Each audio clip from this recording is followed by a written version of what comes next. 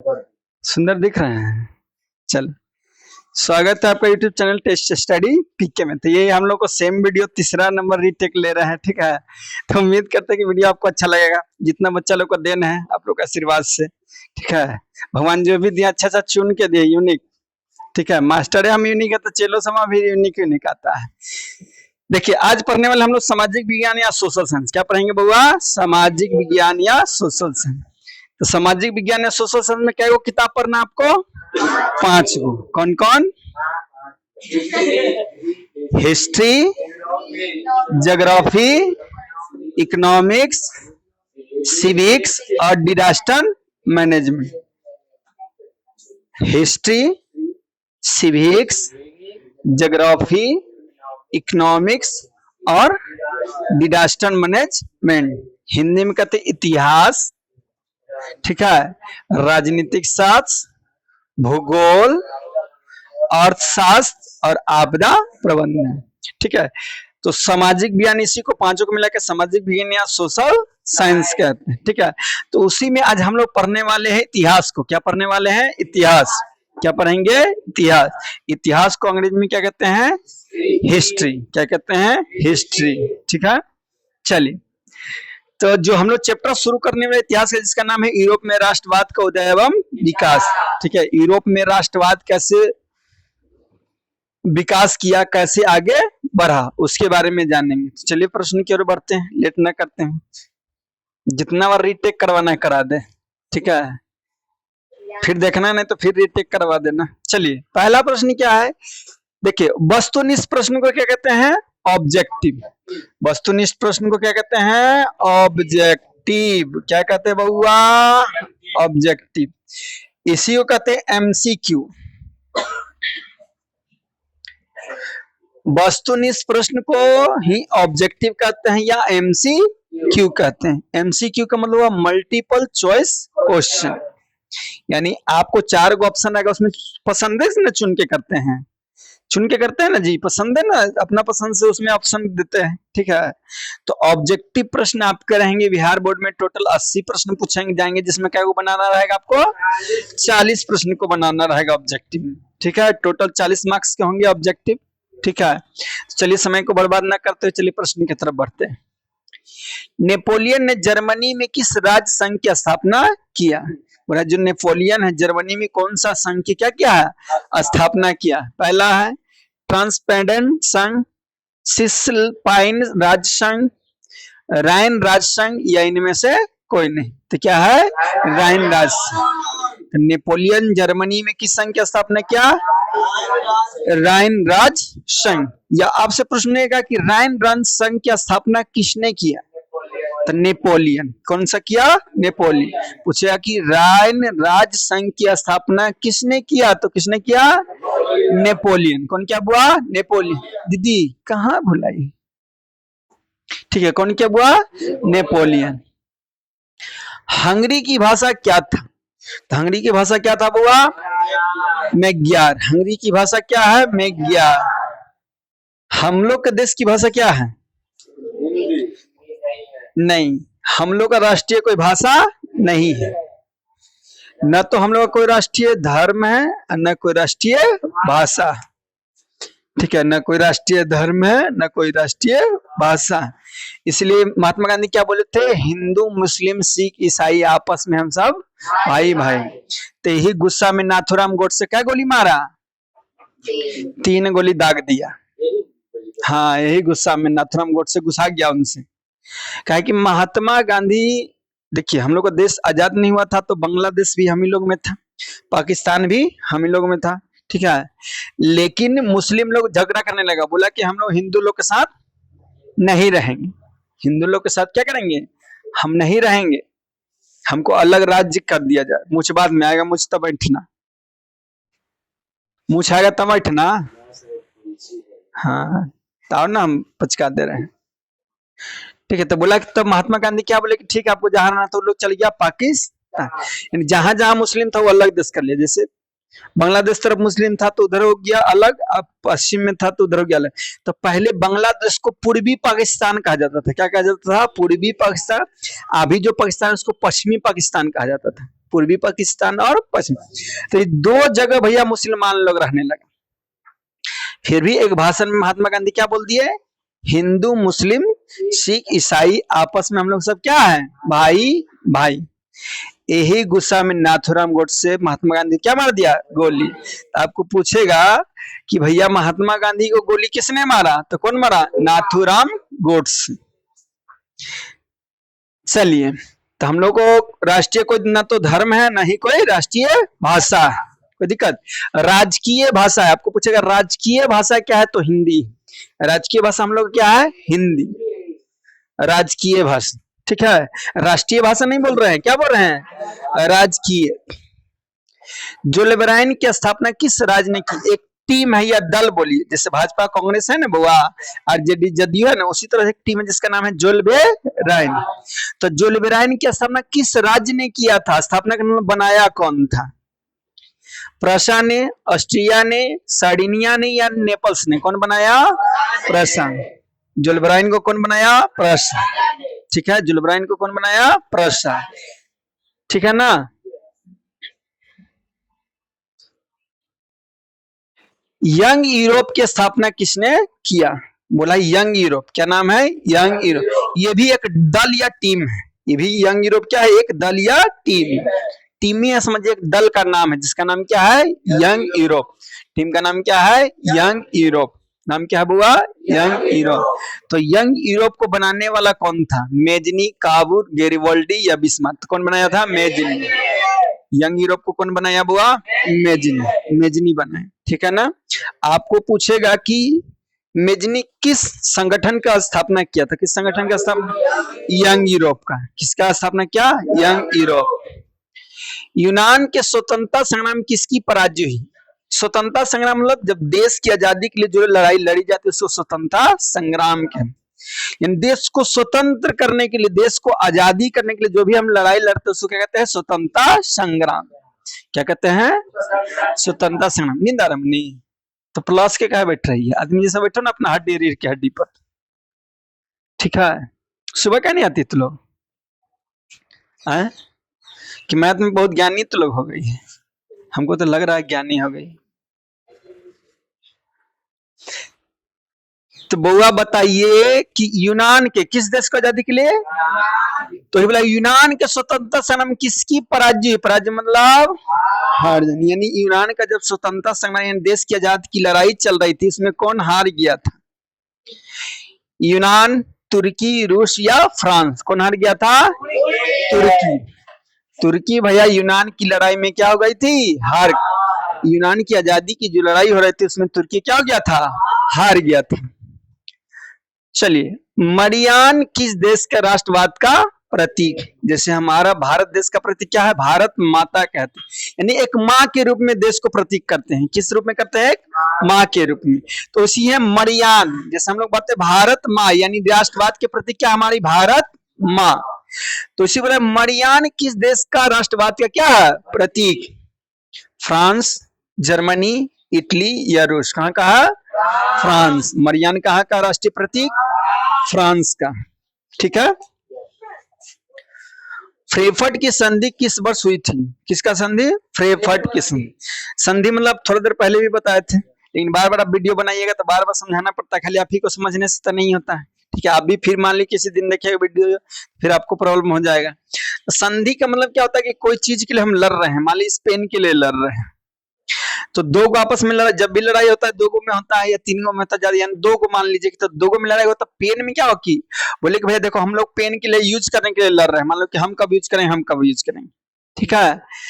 तो इस पेन की लड़ाई में हम लड़ेंगे नहीं, बल्कि लिखा पढ़ी में कर ली कि भैया देखो लिखा लिखी करवा ली कि भैया 2 दिन तुम यूज करोगे तो 2 दिन हम, जैसे सोमवार मंगल के तुम यूज करोगे तो बुध बृहस्पति को हम यूज करेंगे, शुक्र शनिचर को तुम इतवार यूज करोगे तो हम इतवार सोमवार के यूज करेंगे, ऐसा यूज होगा। यानी लिखावट में हो गया, उसको साइन मोहर हो गया, उसी को संधि कहते हैं कि भैया हम लोग बात विचार करके इस युद्ध को क्या करते हैं, खत्म करते हैं, जो मामला है उसको क्या करते हैं, बात विचार करके खत्म करते हैं, उसे क्या कहते हैं, संधि कहते हैं, ठीक है ना, उसे क्या कहते हैं, संधि। तो बोला है फ्रेफर्ट की संधि, संधि का नाम क्या है? फ्रेफर्ट की संधि। तो फ्रेफर्ट की संधि किस वर्ष हुआ, यानी कौन सा साल में हुआ था? 1864, 1866, 1870 या 1871? कब हुआ? 1871 में। बहुत भी प्रश्न है, ठीक है। यंग यूरोप वाला भी बहुत इंपॉर्टेंट है, फ्रेफर्ट की संधि वाला भी बहुत इंपॉर्टेंट है। तो फ्रेफर्ट की संधि कब हुआ? 1871। फ्रेफर्ट की संधि कब हुआ? 1871। नहीं ना बुलाइएगा, इधर भी देखिएगा चल रहा है ना। तो तोरे सब जैसे नौकरों में आज गर्म आ जाता है।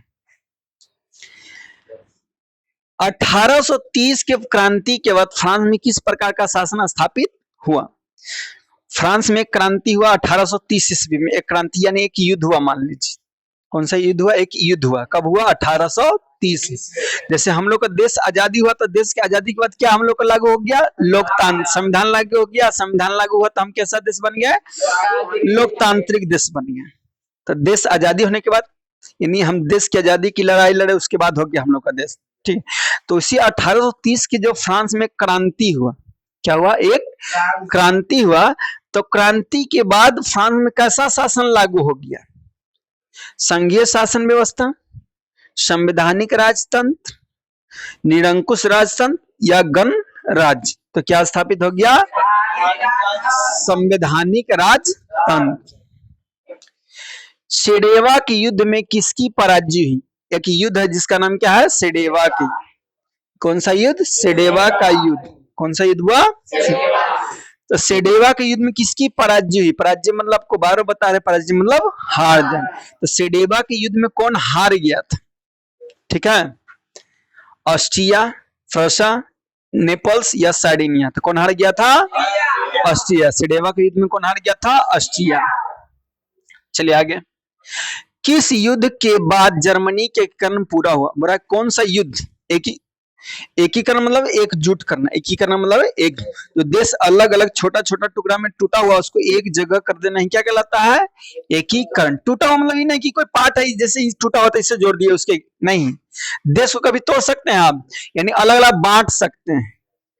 कितना दूर तोहर थे, इतना दूर तोहर थे, इतना दूर में हम, इतना दूर में हम थे, इतना दूर में हम, तो क्या हो गया? टूट गया।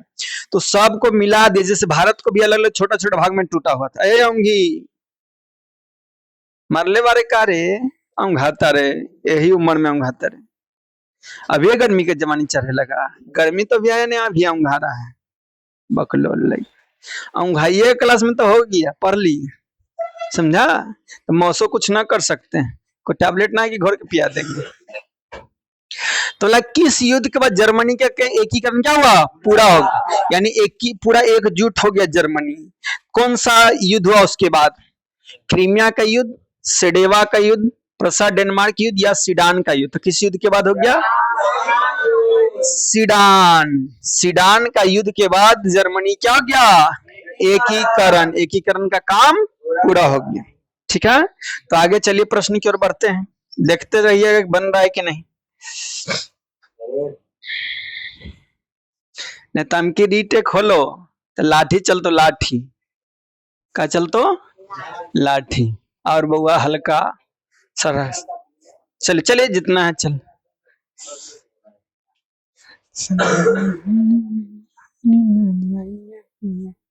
चलिए छोटा मोटा प्रश्न है, कुछ सॉल्व कर लेते हैं। ठीक है, छोटे छोटे प्रश्न, क्योंकि बूंदे बूंदे तालाब भरेगा, तो छोटा छोटा चीज जानते जानते ही बड़ा प्रश्न को हम लोग सॉल्व कर लेंगे। ठीक है ना, छोटा छोटा ही जानते जानते बड़ा बड़ा प्रश्न को हल कर लेंगे। ठीक है, पहला प्रश्न क्या है? राष्ट्रवाद की नई परिभाषा किसने दी? वह कौन? परिभाषा मतलब कि राष्ट्रवाद के बारे में बात। जैसे बोले पेन क्या है, तो पेन के बारे में कोई बता रहा है तो परिभाषा हुआ, पेन की क्या हो गया? परिभाषा। तो इसी बोला कि राष्ट्रवाद का परिभाषा यानी उसके बारे में बताएं कौन, और वो क्या थे, कौन थे? राष्ट्रवाद का नया परिभाषा यानी नया डिफिनेशन कौन दिए और थे कौन? तो राष्ट्रवाद की नई परिभाषा कौन दिया भैया? ऑस्टेट रेनेन। कौन दिया? ऑस्टेट रेनेन दिया। और ये क्या थे? फ्रांसीसी दार्शनिक थे। क्या थे? फ्रांसीसी दार्शनिक थे। जो राष्ट्रवाद की नई परिभाषा देने वाले व्यक्ति जिनका नाम है क्या है? ऑस्टेट रेनेन। और फ्रांस के दार्शनिक थे। दार्शनिक मतलब अलग अलग विचारधारा लोगों के बीच में बांटना ही क्या कहलाता है, दार्शनिकवादी। इन अलग अलग विचार आपके बीच में हम कुछ कुछ बातें बता रहे हैं समाज के लोगों को, तो दार्शनिक होते हैं। तो राष्ट्रवाद की नई परिभाषा कौन दिया, ऑस्टिन रेने ने दिया। ये फ्रांस के क्या थे, दार्शनिक। या पूछेगा कि ऑस्टिन रेने क्या था, तो फ्रांस का दार्शनिक। कोई दिक्कत? तो ऑस्टिन रेने रहने वाले कहाँ थे, कहाँ के थे, फ्रांस के। ठीक है, चलिए। कार्ल्सवाद की घोषणा किसने किया? क्वेश्चन क्या है, कार्ल्सवाद। कार्ल्सवाद की घोषणा किसने? घोषणा का नाम कोई चीज नहीं बोलता है लागू कर देना, हम ही कर देंगे, तो घोषणा हुआ। क्या हम पूरा गैस के लेके मौसा बन जाएंगे, तो घोषणा हुआ। समझे कि नहीं? उसको घोषणा कहते हैं, यानी कोई चीज को बोल दे कि ऐसे कर देंगे, चीर देंगे, फाड़ देंगे, हाँ ठीक है, तो घोषणा कर दें। लेकिन अरे नेता सब की बात छोड़, नेता सब का खनियो घोषणा कुछ करते कुछ कर देता, ठीक है, वो सब के बाद राजनीतिक मतलब बीच में। तो कार्ल्सवाद की घोषणा किसने किया, यानी जो कार्ल्सवाद था उसका लागू करने के लिए कौन किया? तो कार्ल्सवाद की घोषणा कौन किया? ऑस्ट्रिया के चांसलर मेटरनिच। चांसलर मतलब होता है राजा। ए राजा राजा राजा गाना सुना है? वो राजा नहीं, राजा मतलब राजा महाराजा, किंग। ठीक है, तो बोला कार्ल्सवाद की घोषणा कौन किया? राजा महाराजा वही ना घोषणा करेगा कि हाँ ये राज्य में सोना बंटवा दिया जाए। गरीब थोड़ी घोषणा करेगा, हम लोग जैसे आगे कहेगा राज्य में चड्डी बंटवा दिया जाए। ठीक है, तो जितना औकात रहेगा वही लायक ना होगा, तो राज्य ना कुछ घोषणा कर सकता है, गरीब लोग थोड़ी कर सकता। फिर सो गई मुन्नी ना, नींद पूरा होता है, रात में हर उठ जोतती है का, कि रातों में गोबरे ठोकती है, नींद में ना गोबर ठोकती है। कोई ऊँघाता है, कोई अलग अलग टाइप के हमारे पास छात्र हैं। राष्ट्रवाद की स्थापना, सॉरी, कार्ल्सवाद की घोषणा किसने की? तो घोषणा राजा महाराजा करता है। घोषणा कौन करता है? राजा महाराजा। तो बोला कार्ल्सवाद की घोषणा ऑस्ट्रिया के चांसलर मेटरनिच। चांसलर मतलब क्या होता है? राजा। तो ऑस्ट्रेलिया का राजा कौन था? मेटरनिच। तो ये बोल रहा है कि कार्ल्सवाद की घोषणा किया कौन? ऑस्ट्रेलिया का राजा मेटरनिच। ठीक है, कार्ल्सवाद की घोषणा कौन किया? ऑस्ट्रिया का चांसलर मेटरनिच। चांसलर मतलब क्या होता है? राजा। ठीक है, चांसलर मतलब क्या होता है? राजा। ठीक है, चांसलर मतलब क्या होता है? राजा। कोई दिक्कत? चांसलर मतलब क्या होता है बुआ? राजा। तो कार्ल्सवाद की घोषणा कौन किया? ऑस्ट्रेलिया के चांसलर मेटरनिच। ठीक है, ऑस्ट्रेलिया के चांसलर मेटरनिच, यानी राजा था ऑस्ट्रेलिया का। ठीक है, यूरोप का मरीज किसे कहा जाता है? बहुत इंपॉर्टेंट प्रश्न है, ऑब्जेक्टिव में बार बार पूछा जाता है कि यूरोप का मरीज किस देश को कहा जाता है? यूरोप का मरीज किस देश को कहा जाता है? तो यूरोप का मरीज किस देश को कहते हैं? तुर्की को। यूरोप का मरीज किस देश को कहते हैं? तुर्की को। ठीक है ना, आपसे पूछेगा कि यूरोप का मरीज किस देश को कहा जाता था? किस देश को कहा जाता है? तुर्की। ठीक है, यूरोप का मरीज किस देश को? तुर्की। आगे, जर्मनी में राष्ट्रवाद की प्रतीक कौन थी? जर्मनी का राष्ट्रवाद का प्रतीक कौन थी? जर्मनी में राष्ट्रवाद का प्रतीक जर्मेनिया थी। कौन थी? जर्मेनिया। ठीक है, जर्मनी में राष्ट्रवाद का प्रतीक कौन था? जर्मेनिया। ठीक है ना, कौन था?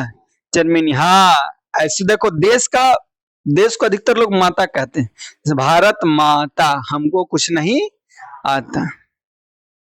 जैसे ऐसी लड़का लिख, जैसे अभी एग्जाम चल रहा था, लड़का क्या लिखा?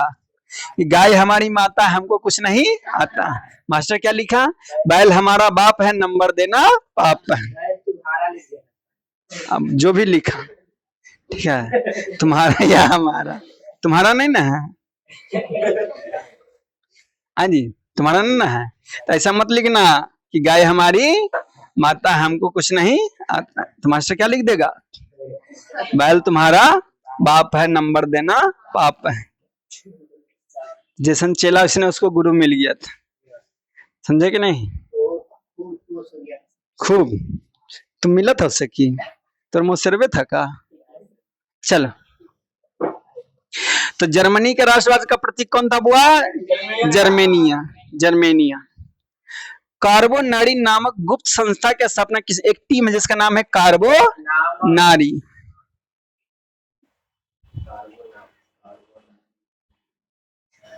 होश में है ना? यूजर का मार्क क्या है ना?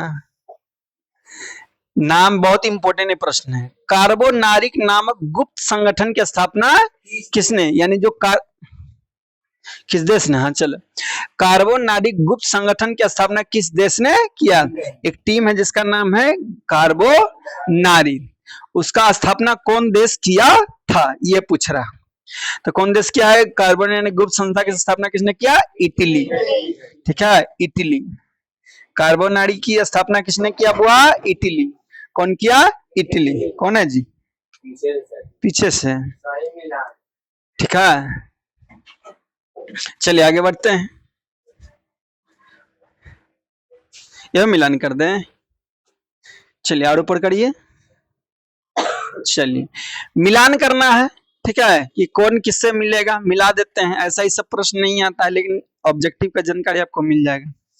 छोड़ दीजिए, सब मत करिए, चलिए आगे बढ़िए, समय बर्बाद होगा बहुत। चलिए अब होता है यहां से शुरुआत 2 नंबर वाले प्रश्न की। देखिए ऑब्जेक्टिव पूछने का कोई सीमा नहीं, कहीं से भी पूछ देगा। ऑब्जेक्टिव पूछने का कोई सीमा नहीं।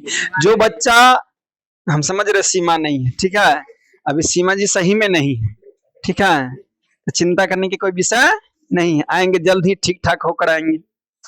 काजी कर लो, हमको पता है कहाँ गए है कि नहीं, पता कर लो। उम्मीद करते हैं कि ठीक ठाक होकर ही आएंगे। ठीक है, आइए। तो ऑब्जेक्टिव जो प्रश्न आपके रहते हैं, एमसीक्यू रहते हैं, 1 नंबर वाले प्रश्न, उसका कोई कहां से उठा देगा, कोई सौर सीमा। तो जो बच्चा अच्छा से पूरा चैप्टर को पढ़ के गया है ना, वो आसानी से ऑब्जेक्टिव को क्या कर सकता है? सॉल्यूशन कर सकता है।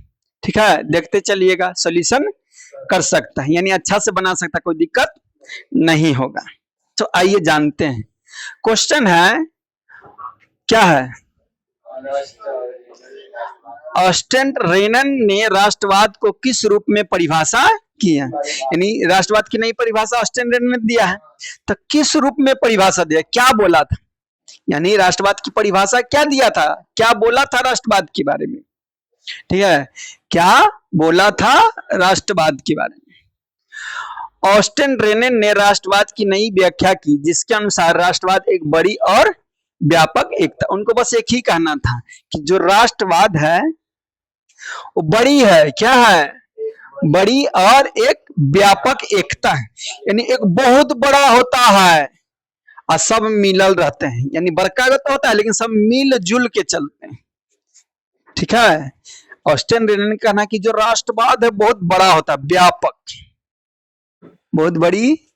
ठीक है, क्या होता है? बहुत ही बड़ा। व्यापक बोले तो यानी बड़ा होता है, व्यापक मतलब बड़ा। तो ही बोला कि राष्ट्रवाद एक बड़ी और व्यापक एकता है। किनका कहना था? ऑस्टेन रेनन का कहना था कि जो राष्ट्रवाद है वो बहुत बड़का गो है। कैसा है? बहुत बड़का गो, व्यापक, व्यापक मतलब विशाल। ठीक है, और एकता है, एकता मतलब एक, यानी बड़का को तो रहता है लेकिन सब लोग मिलजुल के रहते हैं, उसी क्या कहते हैं? राष्ट्रवाद कहते हैं। किन के अनुसार? ऑस्टेन रेनन, उनको कहना था कि बड़का गो तो होता है, बहुत बड़का गो होता है, देश बहुत बड़का गो होता है, लेकिन वहां के लोग, सभी लोग मिलजुल कर रहते हैं, एकजुट होकर रहते हैं, उसी क्या कहते हैं? राष्ट्रवाद कहते हैं। किन के अनुसार? ऑस्टेन रेनन के अनुसार। ठीक है बउआ, अब आगे नेक्स्ट क्वेश्चन। कोई दिक्कत नहीं है बुआ? यहाँ तक किसी को दिक्कत है? यहाँ तक कोई दिक्कत है किसी को? उंगली खा रही, भूख लग गया? क्या चीज बुआ? व्याख्या मतलब उसके बारे में बताइए। जैसे बोले कि छोटू के बारे में व्याख्या करी, यानी छोटू के बारे में बताइए, उसको विखरण करे। चरित्र चित्रण हमको पता है कि सचिन के साथ चरित्र से है, इसका देखो चरित्र अभी खराब हो रहा है, इसको सही करो। आओ ना जी, जल्दी टलेगा, सोचते रहता है सब कोई। तू लोग कैसे शादी ब्याह होगा? हमको चिंता में दुबराल जा रहे थे, चिंता में सब चीज दुबराल जा, पेट बाहर निकल जा रहा है। ऐसा चिंता सुने हो? ऐसा चिंता सुना है? नहीं ना, तो खाली मौसा कैसे चिंता होता है और किसी को नहीं। चलो हो ए बउआ सनी, देखो मौसा के भूला मत जाना। आओ दूसरा क्वेश्चन। वियना कांग्रेस या वियना सम्मेलन बोलिए, क्या बोलेंगे? वियना कांग्रेस या वियना सम्मेलन में फ्रांस में किस राजवंश की पुनर्स्थापना, मतलब दोबारा से, मतलब दोबारा से, बोले पुनर्स्थापना यानी दोबारा से स्थापना यानी बनाना दोबारा से। तो ये बोला कि वियना कांग्रेस या वियना सम्मेलन में फ्रांस में किस राजवंश की पुनर् क्या हुई? स्थापना, यानी दोबारा से राजा महाराजा उसी वंश का बना। पहले वंशावली चलता था, वही वंश का राजा, ओकर बाबू बनलो तो बेटा बनलो, ओकर पोता बनलो, बनते ही चल रहा। फिर आगे कोई हरा दिया उसको तो दूसरा वंश वाला बन गया। मान लो कि हम शासन करते आ रहे थे, हमारे वंश को हरा दिया तो दूसरा वंश का स्थापना हो गया, समझे कि नहीं? जैसे हमको हरा के हटा दिया तो दूसरा वंश ना हो गया, तो पहले वंशावली चलता था, समझ रहे बात को कि नहीं? तो इसी बोल रहा है कि जो वियना कांग्रेस हुआ या वियना सम्मेलन हुआ, उसके बाद फ्रांस में किस वंश का दोबारा से क्या हो गया? राज्य आ गया, स्थापना किया गया। तब वियना कांग्रेस से 1815 द्वारा फ्रांस में बुर्बो राजवंश की स्थापना हुई। किसकी स्थापना की गई? बुर्बो राजवंश। पूछेगा वियना सम्मेलन या वियना कांग्रेस कब हुआ? तो 1815। ठीक, बता दीजिएगा ना ऑब्जेक्टिव में। वियना सम्मेलन बोले, वियना कांग्रेस बोले कि कब हुआ? तो 1815 में हुआ। ठीक है, तो वियना कांग्रेस के बाद फ्रांस में कौन सा राजवंश की स्थापना हो गई? बुर्बो राजवंश। कौन सा राजवंश की? बुर्बो राजवंश। ठीक है, राजवंश का नामो है भी। समझ रहे हैं कि नहीं? अरे समझ रहे हैं। चलिए आगे। जर्मन राइन महासंघ की स्थापना किसने की? अभी ना पूछे जर्मन राइन संघ की स्थापना किसने किया? ठीक है, तो जर्मन राइन राज संघ, इसी को लिए जर्मन राइन राज संघ बोलिए या जर्मन राज महासंघ बोलिए। तो इसका स्थापना, इसको बनाने, स्थापना करना मतलब इसको बनाने वाले, स्थापना करना मतलब इसको बनाने वाले। तो जर्मन राइन महासंघ की स्थापना करने वाले कौन थे? नेपोलियन। कौन किए थे? नेपोलियन। ठीक है, कौन किए थे? नेपोलियन। कौन किए थे? नेपोलियन। कोई दिक्कत? जर्मन राइन महासंघ की स्थापना बोले कि इसको बनाए भैया कौन है? तो बनाए कौन है? नेपोलियन। कौन बनाए थे? नेपोलियन। चलिए आगे क्या है? चार्टिस्ट। क्या है? चार्टिस्ट। औंघाओ मत, थोड़ा सा क्लास में एक्टिविटी रही है, पढ़ाते उस पर ध्यान दीजिए। क्या है वो लिखा हुआ?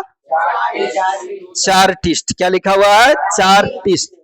तो चार्टिस्ट आंदोलन किस देश में हुआ था? एक आंदोलन है जिसका नाम है चार्टिस्ट।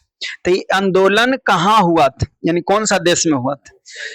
चार्टिस्ट आंदोलन किस देश में हुआ था? तो चार्टिस्ट आंदोलन किस देश में हुआ था बुआ? इंग्लैंड में। ठीक है, चार्टिस्ट आंदोलन कहाँ हुआ था बुआ? इंग्लैंड में। भूलिएगा नहीं ना, चार्टिस्ट आंदोलन कहाँ हुआ था? इंग्लैंड में। चलो बउआ आगे बढ़ो। धीरे धीरे से मेरी जिंदगी में आना। 1830 की जुलाई क्रांति का फ्रांस पर क्या प्रभाव? प्रभाव मतलब होता है असर। प्रभाव मतलब असर। प्रभाव मतलब क्या होता है? असर। तो कौन सा क्रांति का असर? 1830 की जो जुलाई क्रांति हुई उसका फ्रांस पे क्या असर पड़ा? उसी को बोलते हैं प्रभाव। क्या प्रभाव पड़ा? क्या बोलते हैं? क्या प्रभाव पड़ा? तो जो 1830 की जो फ्रांस की क्रांति, जुलाई क्रांति, तो उसके फ्रांस पर क्या असर पड़ा वो जानेंगे। क्वेश्चन समझ रहे हैं कि नहीं? क्वेश्चन बोल रहे समझ में आ रहा है? कल नहीं आप सुनाइएगा तो लाठी लठुअल हो जाएगा। तो जय को गिन लेना, फिर दोबारा से नजर नहीं आवे। तुम्हारे पड़ोसी के पास है। ठीक है, आइए। तो 1830 की जो जुलाई क्रांति हुआ तो फ्रांस पर क्या प्रभाव यानी क्या असर पड़ा वो जानते हैं। 1830 की जुलाई क्रांति के परिणाम स्वरूप फ्रांस में निरंकुश राजशाही का स्थापना संवैधानिक राजतंत्र में ले लिया। यानी पहले था निरंकुश राजशाही, लेकिन अब क्या हो गया, संवैधानिक राजतंत्र हो गया। क्या हो गया, संवैधानिक राज। यानी 1830 की जो फ्रांस की क्रांति हुई था, आपको बताया था ना, फ्रांस में कौन सा शासन आ गया था, संवैधानिक राज। यानी इससे पहले था निरंकुश राजशाही। निरंकुश मतलब बिना रोके ठोके शासन, जैसे हम राजा महाराजा है, तो हम बिना रोके ठोके शासन, जनता कुछ बड़े धर के चाप दी नट्टी, उसको निरंकुश शासन कहते हैं। यानी आपको कुछ बोलने का अधिकार नहीं दे, उसको निरंकुश शासन कहते हैं। यानी कोई राजा के विरुद्ध नहीं बोल सकता है, राजा को जैसा मन करे वैसा करे, उसको क्या कहते हैं, निरंकुश शासन। लेकिन 1830 की जो जुलाई क्रांति हुई, उसके बाद कैसा राज्य शासन हो गया फ्रांस में, संवैधानिक राजतंत्र। उससे पहले क्या था, निरंकुश राजशाही था, उसको हटा के क्या गया, संवैधानिक राजतंत्र। यानी अब संविधान हो गया, अब राजा जैसे माने वैसे नहीं करेंगे, अब संविधान के अंदर ही रह के राजा जी को भी क्या करना पड़ेगा, काम करना पड़ेगा मेरे भाई। आइए आगे बढ़े। समझ में आ रहा है, ऊपर से उड़ नहीं ना रहा है, किन्हीं को ऊपर से उड़ नहीं ना रहा है, खजुआ रहा है था। परिणाम स्वरूप यानी कि जो क्रांति हुआ ना, उसके बाद परिणाम, जैसे तुमसे लड़ाई झगड़ा हुआ तो बाद में कैसा कैसी हुआ, यानी लड़ाई झगड़ा के परिणाम स्वरूप क्या हो गया, कैसा कैसी होगी। जैसे लड़ाई झगड़ा किए तो लड़ाई झगड़ा के बाद कैसा कैसे हो गया, तो लड़ाई झगड़ा के परिणाम स्वरूप क्या हो गया, कैसा कैसी। तो इसी बोला कि 1830 की जो जुलाई क्रांति हुआ, उसका परिणाम स्वरूप क्या हो गया, जो निरंकुशवाद राजशाही था उसको हटाकर क्या हो गया, संवैधानिक राजतंत्र की स्थापना की गई। ठीक बानू, जाता सही से, चलिए आगे। मेटरनिक कौन था, यूरोपीय इतिहास में वह क्यों विख्यात था, 2 नंबर में बहुत भी आए प्रश्न। ठीक वाह, एकदम अच्छा से इसको समझिए। क्वेश्चन है कि मेटरनिक कौन था, एक व्यक्ति है जिसका नाम है मेटरनिक, तो पहले उसके बारे में आपको बताना है कि मेटरनिक कौन है, यूरोपीय इतिहास में क्यों विख्यात है, यानी यूरोप में पूरा इसको फेमस था। जैसे भारत में पूरा महात्मा गांधी फेमस है कि नहीं, अभी नरेंद्र मोदी पूरा देश में, पूरा वर्ल्ड में फेमस है, तो कुछ कारण से फेमस है ना, कुछ कारण से कोई फेमस होता है, ऐसे थोड़ी फेमस हो जाता है। तो ये बोला कि मेटरनिक, पहले बताइए भैया कि कौन था, यूरोप में इतना ही फेमस क्यों था, इतना विख्यात क्यों था, लोग काहे इसको इतना जान रहे थे यूरोप में। तो आइए जानते हैं। काउंट क्लीमेंट मेटरनिक ऑस्ट्रिया, देखिए इसका पूरा नाम, मेटरनिक का पूरा नाम क्या है, काउंट क्लीमेंट मेटरनी, लेकिन इसको शॉर्ट में क्या बोल देता है, मेटरनी, लेकिन उसका पूरा नाम क्या है, काउंट क्लीमेंट मेटरनी। तो काउंट क्लीमेंट मेटरनिक ऑस्ट्रिया का चांसलर, ऑस्ट्रिया चांसलर मतलब अभी थोड़ा देर पहले बताए थे क्या होता है, राजा। यानी जो काउंट मेटरनिक, यानी जो मेटरनिक था ऑस्ट्रेलिया का क्या था, राजा था, राजा था। चांसलर मतलब देखिए भुलाइएगा, कुछ कुछ बात हम बताते हैं इसीलिए। चांसलर मतलब होता है राजा, चांसलर मतलब क्या होता है, राजा। तो वही जाने की जो मेटरनिक था ऑस्ट्रिया का क्या था, राजा था, क्या था, राजा था। नेपोलियन के पतन के पश्चात, पतन मतलब होता है कि जबरदस्ती आपको शासन सा, जैसे हम राजा थे लेकिन देश की या राज्य का स्थिति खराब होने का, हमको धक्का मार के सब हटा दिया, इसको कहते हैं पतन हो जाना। इसको क्या कहते हैं, यानी स्थिति खराब हो जाने के कारण दूसरा हमको धक्का मार के हटा दिया, तो वही क्या है, पतन है। तो बोला कि जो मेटरनिक था ऑस्ट्रेलिया का राजा था, चांसलर था, ठीक है। नेपोलियन के पतन के पश्चात, पश्चात मतलब होता है बाद में, नेपोलियन के पतन के बाद में वह समस्त यूरोप का सर्वाधिक महत्वपूर्ण व्यक्ति बन गया। यानी पहले लोग नेपोलियन को ज्यादा जानता था, लेकिन नेपोलियन का पतन हो गया, यानी कहानी उसका खत्म, मरा नहीं समझना, खत्म मतलब राजा महाराजा था जब तक चला, लेकिन राजा महाराजा सुख जब हटा दिया गया, तो अब पूरा यूरोप किसको जानने लगा, मेटरनिक को जानने लगा। वही बोला है कि काउंट मेटरनिक ऑस्ट्रेलिया का चांसलर था मेटरनिक।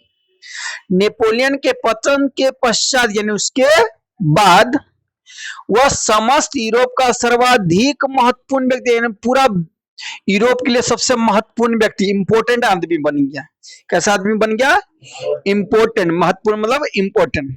तो ही बोले कि जो मेटरनिक था ऑस्ट्रेलिया का चांसलर था, यानी वहां का राजा था। जब नेपोलियन का पतन हुआ तो पूरा यूरोप में एक महत्वपूर्ण व्यक्ति बन गया। कौन? मेटरनिक। बोले तो कंडीशन, राजा आप है, राजा आप सही तौर तरीका से राज नहीं चलाएगा, आपका कंडीशन खराब रहेगा तो कहानी खत्म न करेगा, जनता थोड़ी सुनेगा, जनता आपको हटाएगा। तो हम लोग मेटरनिक के बारे में जान रहे थे। बोले कि जो मेटरनिक है ऑस्ट्रेलिया का राजा था। नेपोलियन का जब पतन हुआ तो पूरा यूरोप में बहुत महत्वपूर्ण व्यक्ति बन गया मेटरनिक। वह वियना व्यवस्था, देखिए किसके लिए जाना जाता था? व्यवस्था मतलब नियम। क्या नियम लाया? वियना व्यवस्था। यूरोपीय कॉन्स्ट्रेट, पवित्र संघ की योजना, चतुर्राष्ट्र मैत्री और मेटरनिक व्यवस्था के लिए विख्यात था। पूरा यूरोप में क्यों इसको जान रहे थे? आप कुछ कर्म नहीं करिएगा आपको लोग जानेंगे? नहीं जानेंगे। बिना कर्म किए, बिना कोई काम किए किसी को कोई व्यक्ति नहीं जानता था। मेटरनिक तो प्रधानमंत्री पोता थोड़ी होता था कि जानने लगे। यानी कुछ काम किया हुआ, अच्छे काम किए होंगे तब तो लोग जानेंगे, ऐसे थोड़ी जानने लगेंगे। तो पहले बोला कि मेटरनिक तो पहले ऑस्ट्रेलिया का राजा था, तो काम कौन करेगा? राजा ही अच्छा काम करेगा। उसको तो बोलना है मुंह से, कमा थोड़ी, उसको कमा के थोड़ी करना है। देश में जो पैसा उसी से, राज्य में पैसा उसी से काम चलाना है, उसी से करना है। तो ही बोले कि जो मेटरनिक था, बहुत विविया प्रश्न है कि मेटरनिक कौन था, यूरोपीय में वो विख्यात काहे था। तो बोले कि जो मेटरनिक था ऑस्ट्रेलिया का राजा था, मुन्नी क्या दिक्कत है? तो उससे पूछे, जो प्रश्न उससे पूछ रहे वही प्रश्न हमसे पूछे, ठीक है। तो बोले कि जो मेटरनिक था ऑस्ट्रेलिया का राजा था। नेपोलियन के पतन यानी उसके हटने के बाद पूरा यूरोप में महत्वपूर्ण व्यक्ति बन गया मेटरनिक। अब वो किया क्या? वो वियना व्यवस्था के लिए जाने, पूरा यूरोप में किसके लिए जाना गया? वियना व्यवस्था के लिए जाने लगा। यूरोपीय कांस्टेंट के बारे में वो जानने लगा, यानी ये सब अच्छा काम किया था जिसके वजह से पूरा यूरोप में क्या हो रहा था? फेमस था, जाना जा रहा था। क्या काम किया था? वियना व्यवस्था लाया, यूरोपीय कांस्टेंट लाया, पवित्र संघ की योजना लाया, चतुर मैत्री योजना लाया, मेटरनिक व्यवस्था के लिए भी लास्ट में क्या किया? मेटरनिक व्यवस्था लाया। ये सब काम करने के कारण मेटरनिक पूरा यूरोप में क्या था? पूरा विख्यात व्यक्ति था, विख्यात व्यक्ति, समझे कि नहीं? तो मेटरनिक कौन था, काहे विख्यात था? जान गए कि मेटरनिक ऑस्ट्रिया का राजा था। नेपोलियन के पतन के पश्चात पूरा यूरोप में महत्वपूर्ण व्यक्ति बन गया मेटरनिक। नेपोलियन नहीं, कौन बन गया? मेटरनिक। वो काम क्या किया यूरोप के लिए? और वियना व्यवस्था लागू किया पूरा यूरोप के लिए, यूरोपीय कांस्टेंट लाया, पवित्र संघ की योजना बनाया, चतुर मैत्री योजना बनाया। अब मेटरनिक व्यवस्था के काम करने के कारण पूरा यूरोप में क्या था? विख्यात, फेमस था पूरा, ठीक है, पूरा फेमस था। ठीक है, समझ में आ रहा है? पक्का? कल पूछेंगे, नहीं बताइएगा तो फिर बिल्ला फार खेल जाएंगे, तो हमको फिर बोलिएगा नहीं। कहाँ पे? ये सब उसके द्वारा नए नए नियम लाए गए थे। पहला नियम क्या था? वियना व्यवस्था, एक सुधार समझिए, एक तरह से देश में सुधार किया। उस सुधार का नाम क्या दे दिया? वियना व्यवस्था। इन लोगों को सुविधा हो उसी को वियना व्यवस्था लाया, यूरोपीय कांस्टेंट लाया, पवित्र संघ की योजना लाया, चतुर मैत्री लाया, मेटरनिक व्यवस्था लाया। तो नया नया जो काम किया उसके लिए पूरा यूरोप में क्या हो गया? फेमस हो गया। ठीक है, पूरा यूरोप में क्या हो गया? फेमस हो गया। आगे करिए, रोकिए।